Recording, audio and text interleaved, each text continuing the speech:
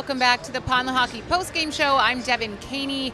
Guys, it is time for our Diamond Debate presented by Mark's Jewelers. Mark's provided me with some beautiful bling once again. If you need to buy a gift for your loved one, significant other, brother, sister, whoever it is, Mark's Jewelers is definitely the place you need to go for all your holiday shopping. Today they hooked me up with this ring, necklace, and of course, my favorite, hoop earrings. Anytime they give me hoop earrings, guys, I get super excited. Hold on, how many carats is that ring you're wearing? You know what? I actually didn't ask today, but this might be my favorite ring that they've given me so far. It's like very... It's a nice piece right there. Yeah, and it's got some like gold and yellow diamonds in it. Yeah. Is that an engagement ring or? Well, yeah, I guess I'm married to the game. I don't know. Congratulations. Oh my gosh, it's so shiny. You can literally see it so easily. So yeah, guys, our Diamond Debate today, it was honestly a tough one to figure out because the game was so dominant in terms of the Eagles' performance. And that's kind of what led us to our prompt, and that is which Eagles unit is more dominant, their offense or defense. So we can talk about this game in particular and then the season as a whole and who you have the most confidence in moving forward, especially into the postseason as the Eagles did clinch. So right now, pretty heavy in favor of the offense. 91.6% have voted offense. 8.4% said defense. I knew you'd have something to say about that, Seth. Hey, listen, I'm always going to be a proponent, of pressure football, which isn't in Jonathan Gannon's wheelhouse. That's fine. The team is 12-2.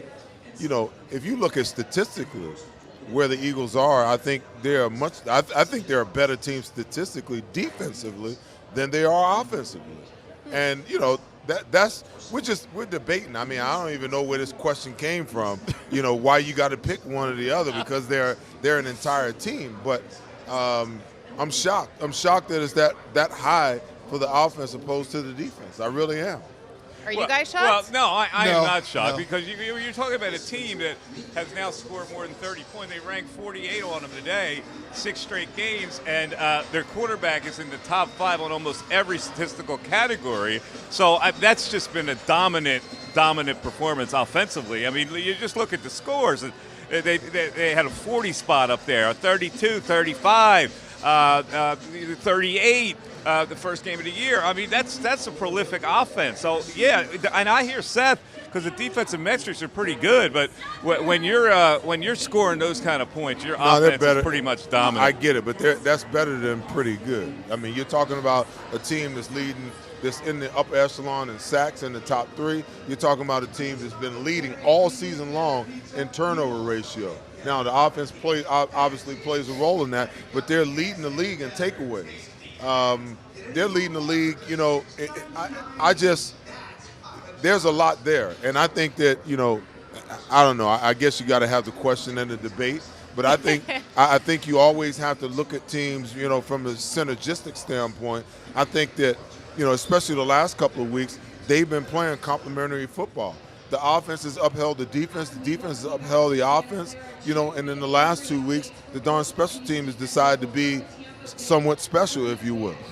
All right, so Mike says offense, right? Yeah. You say defense. No, I'm just. No, you're leaning towards defense. I'm just debating. You were at first shocked, but that so many people have voted for offense. No, offense is winning by like 90%. Yeah, if it was more balanced, I'd be like, okay, I get that. Yeah. But to be like 91% offense over defense? Well, I don't want to say I'm in that 91 percentile, but I'm leaning more towards offense than defense, and the reason being, when you score that many points with that much frequency at will, and I think you would agree with this, it takes so much pressure off of defense in terms of a defense playing more timid. When you rack up points like that on an offense, a defense plays more relaxed.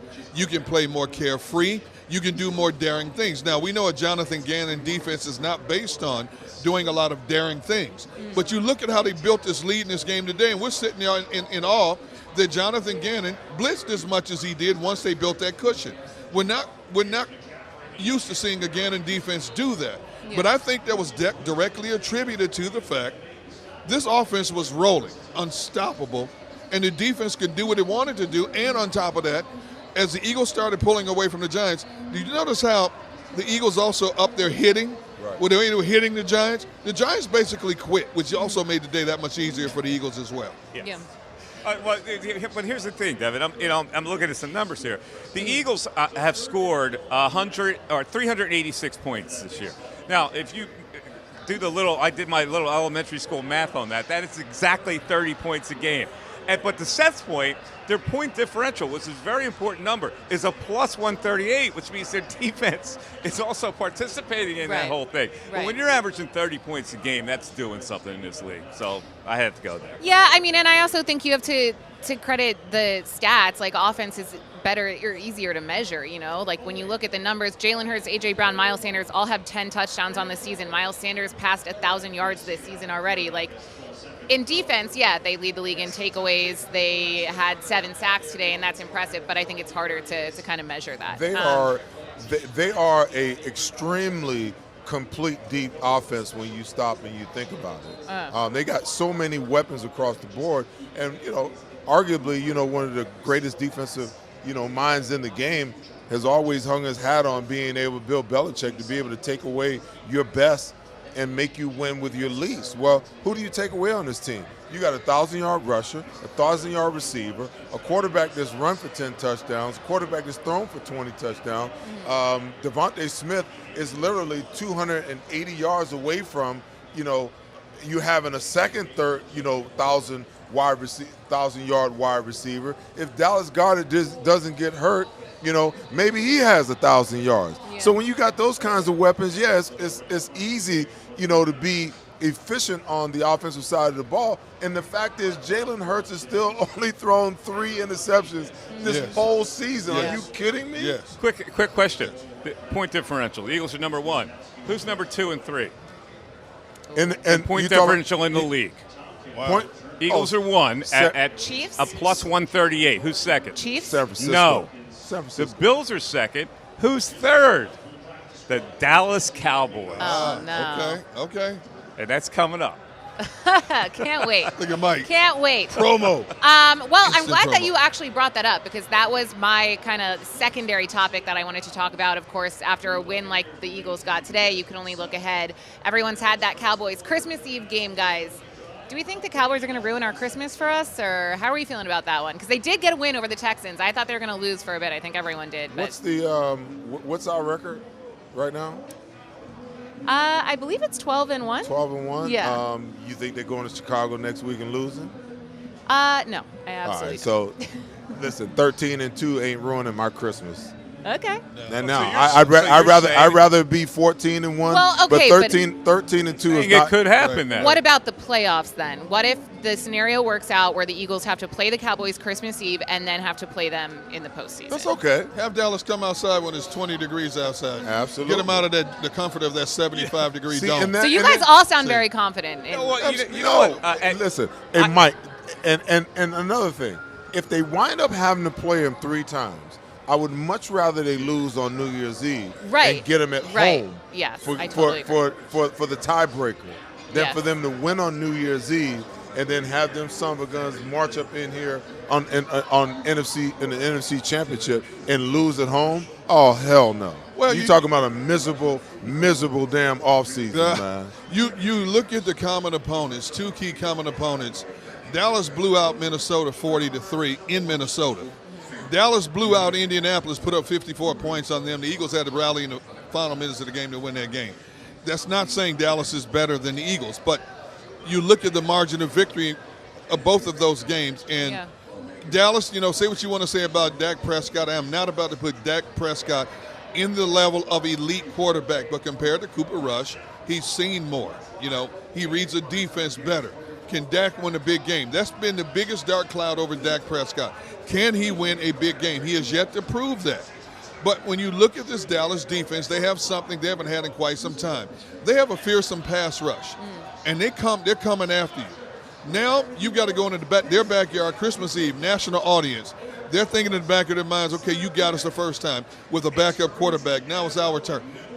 Now, we don't obviously know what's going to happen at this point, but I expect it to be a much more entertaining game from start to finish. At first, I thought they had, that's a game they're likely going to lose. They can't win every game.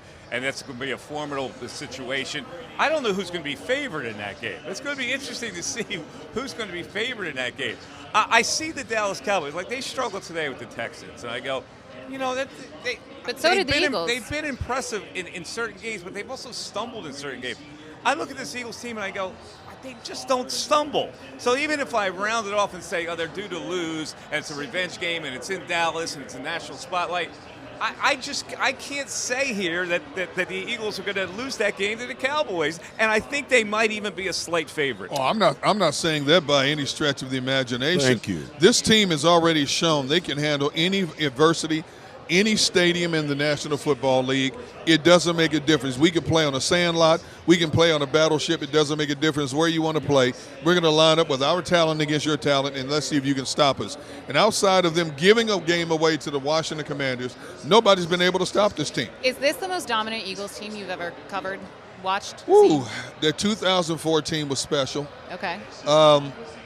2017 was quite impressive because that team lost the franchise quarterback, a future Hall of Fame left tackle, a future Hall of Fame special teams player, the middle linebacker, and they still found a way to win that Super Bowl. I would say this team is comparable to both. I can't say it's the most dominant until we sit down at the conclusion of this season and see where the numbers are. I think it is. I look at how deep they are. I look at how diverse their offense is. I don't think that 2014 team had the diversity of offense that this team had. I don't think the 2017 team did either. They've got such depth on their defensive line. Their linebackers have played at a level that we've never really seen, and their corners are excellent. So, like, I look at this team talent-wise and say, this is the best team I have seen. And, of course, it starts with the quarterback who doesn't make mistakes. All right, Mike, let me answer this then. I said it, but I can't answer that question right now because the 2004 team went to a Super Bowl. Yeah. The 2017 team went to a Super Bowl. There's still a long way between now. Oh, I got that. And right now, this Eagles team is my favorite to represent the NFC in the Super Bowl. But I don't think I can thoroughly answer that question until we see where this team goes. Yeah. One team won the Super Bowl 2017. The 2004 team lost the Super Bowl. If they just get to the Super Bowl, then I can give you a more definitive answer. Can I ask a question? Yes. Why are we always making comparisons in sports? Because it's what we do.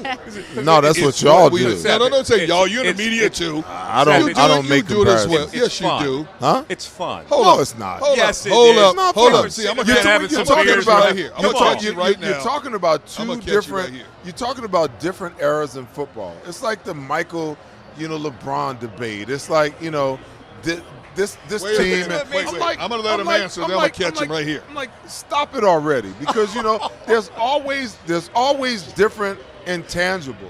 The offense that we're seeing run right now is not the offense that Donovan McNabb ran. It's not the offense that Nick Right, Foles that's why it's stepped fun in. to compare. No, it's not fun to compare time out. because they're too different. Yeah, but they're Seth, too different. You can't even take the quarterbacks and lay them over top of each other from a numbers perspective, because there is no comparison, Jalen Hurts, to any of these other quarterbacks that won or went to the Super Bowl. Donovan didn't run. Nick didn't want to run.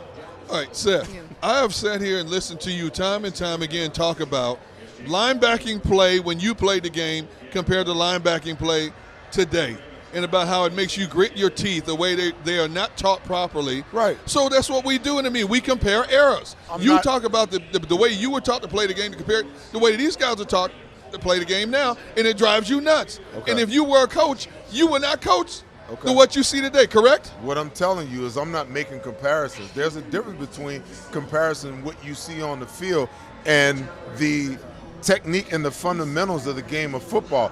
Those intangibles never change. I don't care what era you're talking about. Okay? But it's still a when comparison. I'm looking at these guys play, it's like I'm watching the game and I'm mentally telling myself, oh, this is what they're going to do. Why? Because I'm reading my keys. Okay, I've studied film, Yes. so yes, I know. So when I'm looking at these guys and they're like standing there clueless, don't even know which gap they're responsible for, or where they're supposed to be stepping, or when they're in the zone took them in another coverage. category. It's still a comparison. Are you gonna let me You took them in finish? another category. Are you Go ahead, Seth. no, it's not another category. It is. Because he talked about the way that these guys play today in opposition of how I get it. Of how I play. So let me finish. All right. So you got a linebacker that drops and he knows that he's, the number 3 on that side in the zone, and you got 3 guys lined up to your side. That's like you dropping. You're not even cognizant of the fact that the number 3 wide receiver went out. If he went out, something's got to come back. Why don't you turn and look to see what's coming back in? Guess what he's doing? He's standing there looking at the quarterback like the quarterback's going to say, hey, I'm throwing it to that guy behind you. Is that not a comparison? Come on. No, Seth. That's not a comparison. Sure it is. It's not a comparison. Just have a little. It's not a comparison. Yes, it is, because you talk. It's technique and fundamentals, and you can't compare And that's a technique and comparison. fundamentals. You said you don't. guys were taught to play the game a certain way when you played, right? Okay, right? Am I right or wrong? Techniques and fundamentals Am I don't right or change. wrong? Okay. Techniques and fundamentals don't change. But they have, Seth. They don't change. Because the cornerback They play don't is different. change. The cornerback play is Why different is it nowadays. different? You know why? Because these kids today are not taught to turn around and look for the ball. Ah. Okay, see? The key word that you said, they're not taught. Yes, Okay. that's The what I same way. said. But that's my point.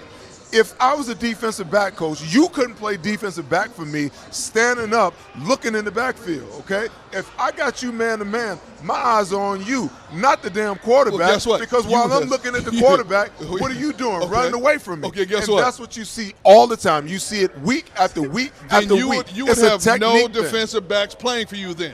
Based on what we see in college football and the pro football game today, you would have no cornerbacks Let playing me for tell you something about what you see. What you see is either being coached or it's being allowed, okay? And in each scenario, okay, think about that. It's either being coached, imperfection and weight and flaws are either being coached or a player is playing with it, and the coach who's coaching him is allowing him to play the game that way. It has to be the coaching because it's consistent across the board Okay. in both the college So ranks then go and the get pro some damn game. coaches who know what the hell they're doing so Where you you can gonna teach get your players how to play the damn game. Where are you going to get them? Because they don't exist All in right. today's football. Okay. See what Yeah, you- they do. See what you Okay. started? Yeah, they do. I was Where are they? letting you guys roll for a Where- while, but where- now where we are went they? from comparisons to You know, that's right. The I don't original know to question was coaching. comparisons. Why yeah. do we do comparisons? It's a comparison. Seth, because it's fun. Yes. And also, It's if you, just yeah, fun. it's It's sports, not- it's sports fun. themselves Y'all, are it's one not thing. for me. Fun. Let your hair down. It's not fun wait, for me. I'm All sorry. right, So well, let your hair down. that wraps up our Diamond Debate presented by Mark's Hey, Jewelers. I can grow hair now.